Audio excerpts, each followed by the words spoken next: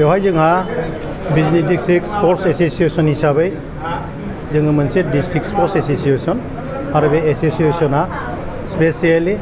अल Assam football association दारै जोङो guided आरो बिथांमोननि जि गाइडलाइन बिथांमोननि जि थिननाय बे रोखोमैनो जोङो बेवहाय खेला फाथिबाय थायो आरो बे खेलाया गुबुन गुबुन रोखोमनि जायो अंडर 16 जायो अंडर 17 जायो सेनियरनि जायो भलिबलबो जायो बेबायदिनो बायदि बायदि खेलाफ्रा बेवहाय जोङो फाथिबाय थानांगौ जायो आरो बे हिसाबै जोङो एबार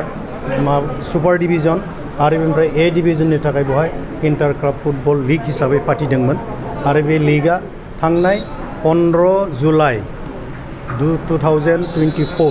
बेनिफ्राय आरम्भ जादों बे आरम्भ जानायनिफ्राय बा जागायजेननायनिफ्राय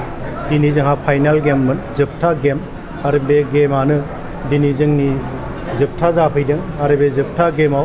जोङो दिनै आलासि लिंहरदों एएफएनि आलासिफोरखौ लिंहरदों आरो बेवहाय नुजाफैनो हादों जोंहा सांग्रां ब्रह्म बिथां जेनेरेल सेक्रेटारि एएफएनि आरो जोंनि बेवहायनो नुजाफैनो हादों लेंहरजानाय आलासि हिसाबै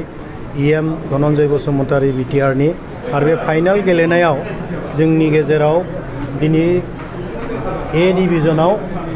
जोङो देरहासार जानायखौ नुनो मोन्दों सान्ताल ब्रादार्स आरो बेनिफ्राय रानार्स आपआव जों नुनो मोन्दों हासरा स्टार क्लाब आरो बेनिफ्राय जोंना सुपार डिभिजनाव जों नुनो मोन्दों हाथरखि क्लाब बिजनी टाउननिया चेम्पियनशिप जादों आरो बेनिफ्राय फेरेंगा क्लाब जाय फेरेंगा क्लाबा एसे नाम दंबाय थायोमोन किन्तु एबारनि बे लीगआव फेरेंगा क्लाबा रानार्स आप महरैसो गेलेनायखौ दिन्थिनो हादों बे जाहैदों फेरेंगा क्लाबनि एबार एसे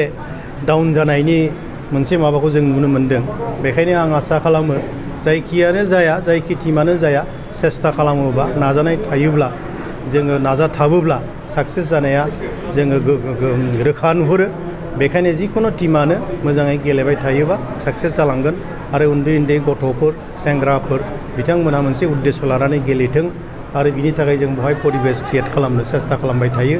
उन्दै उन्दै गेलेग्राफोरखौ बासिनानै जोङो जाहाथे गोजौआव गेलेनो हायो बै इन्टार क्लाब गेलेनानै जोङो गोजौआव बिथांमोनखौ जाहाथे दैथायहरनो हायो बिथांमोना स्टेट प्लेयार जाहैगोन बा नेशनेल प्लेयार जाहैगोन बोरैबा बिथांमोना सुबिदा मोनोबा